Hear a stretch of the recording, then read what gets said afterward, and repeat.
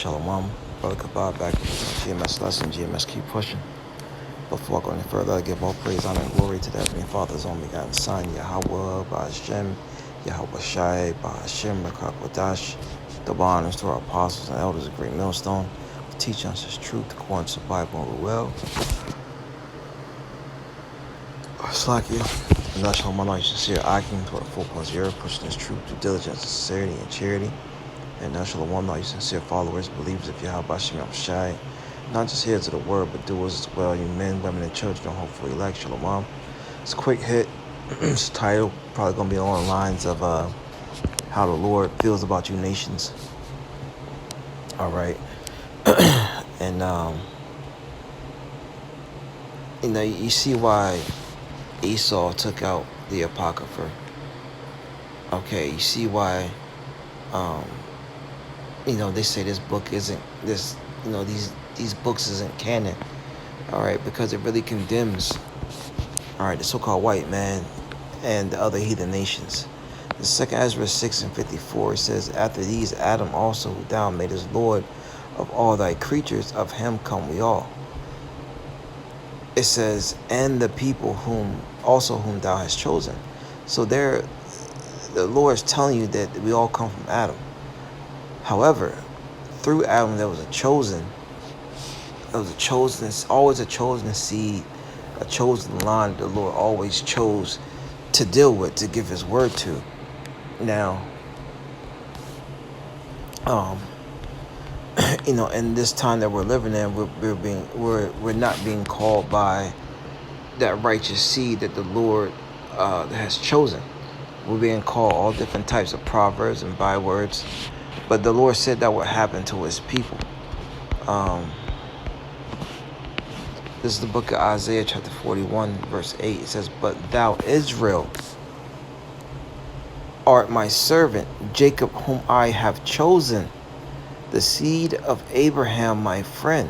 So the Lord is telling you that Jacob, whose name was later changed to Israel, okay, which in the Hebrew is Yasha, he is a prince of the power.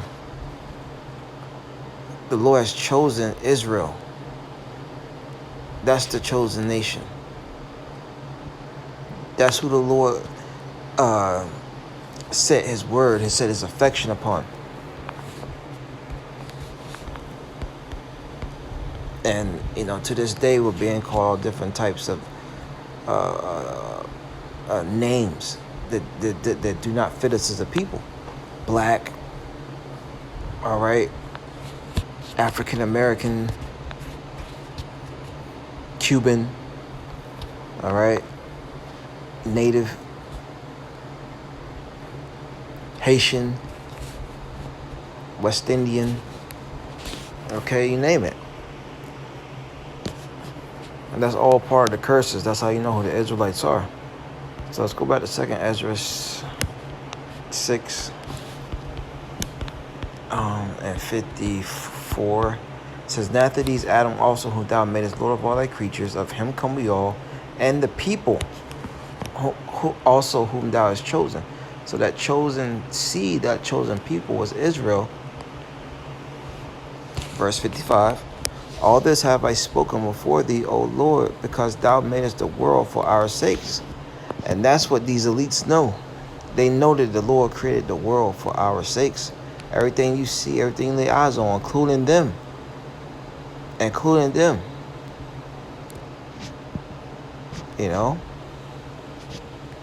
going to have servants and handmaids in the kingdom.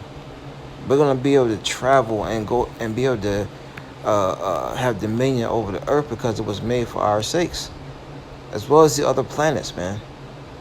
But it reads on, verse 56, 2 Ezra 6 and 56, as for the other people, which also come of Adam, so the other people, the other nations, the undesirables, thou hast said they are nothing.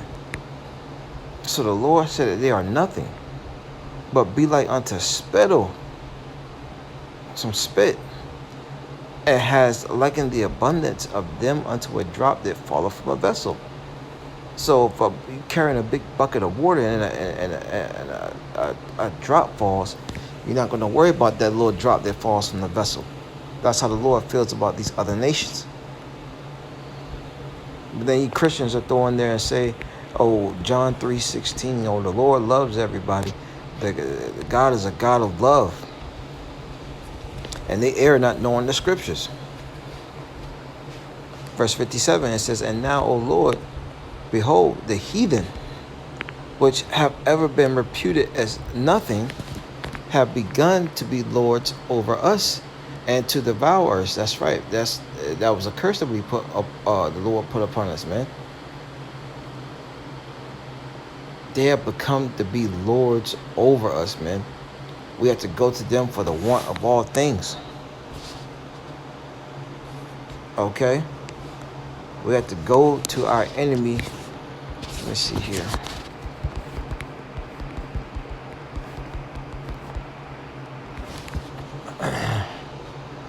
Yeah, this is let's see here. Deuteronomy 28 and 48.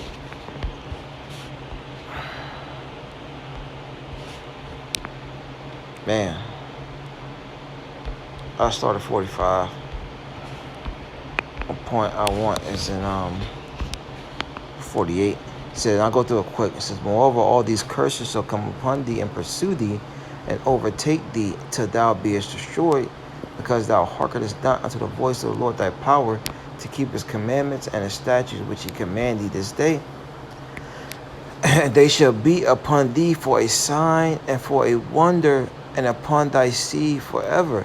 Let you know that those small hats over there in the land now are not the people, because these things that happen, all right, the curses didn't happen to them. It happened to the so-called Negroes, Latinos, and Native American Indians, man.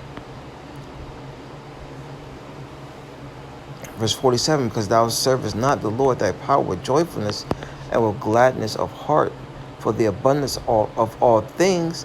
Yeah, we didn't serve the Lord. We served our own selves, our own lust. It says, verse 48, therefore shalt thou serve thy enemies, and which the Lord, Yahawah Bahasham Yahawashi, shall send against thee in hunger and in thirst and in nakedness and in the want of all things. That's what I want, in the want of all things. And he shall put a yoke of iron upon thy neck until he have destroyed thee. So, going back to 2 Ezra 6. Where we at? And, 57 again, it says, and now, O Lord, behold, the heathen which have ever been reputed as nothing have begun to be lords over us and to devour us. And the reason why is because we chose not to delight in the Lord's way. So therefore, the Lord handed us over to the heathen, and they've had our way ever since, man. But reading on verse 58, but we, thy people, we are the Lord's people, not every Tom, Dick, and Harry, whom thou hast called thy firstborn, and thy only begotten and thy fervent lover are given into their hands. That's right, because of our transgressions. And which, the elect is coming out of that. All right. It says, verse 59, if the world now be made for our sakes, why do we not possess an inheritance with this world? How long shall this endure? Because this is not the time for us to possess our inheritance. In a sense, all right. We know that we're going to receive that in the kingdom, all right. But the point of this lesson is that the Lord does not love these heathens. Okay, matter of fact, let's go back to Isaiah. We're ending off on this. It might be Isaiah 40. It might be in 41.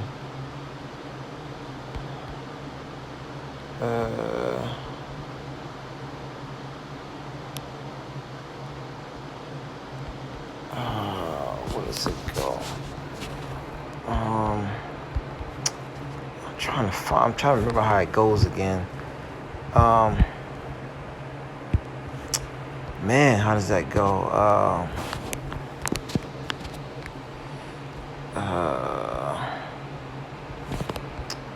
Is it in 40? If I can't find it, we'll just end it off here. I'm drawing a blank right now. Oh, wow, that's the spirit. The water Yahawah Bahasham Yahawashi. Isaiah 40 and 15. It says, Isaiah 40 and 15, behold, the nations are as a drop of a bucket. Going back to 2nd Esdras, the 6th chapter, right? And are counted as a small dust of the balance.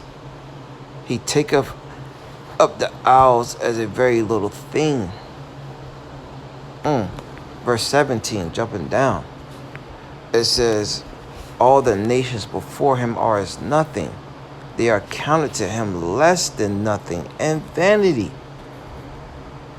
So that's how the Lord feels about you nations. He don't give a damn. He said you're like the small dust on the balance. What does small dust on the balance weigh? Nothing. Okay? All nations are before him as nothing. Who did the Lord lay his love upon? Israel. That's what he gave his word to. Psalms 147, 19 and 20. Okay? And you heathens gonna learn this in the kingdom, man. You're gonna learn this in the kingdom. You're gonna learn, that the Lord really wasn't dealing with you, as well as you other nations, you so-called Africans, so-called Chinese, Japanese, so-called Arabs, you Dahe East Indians. You're gonna see. So Lord, that's edifying. Next, I'm gonna say Shalom.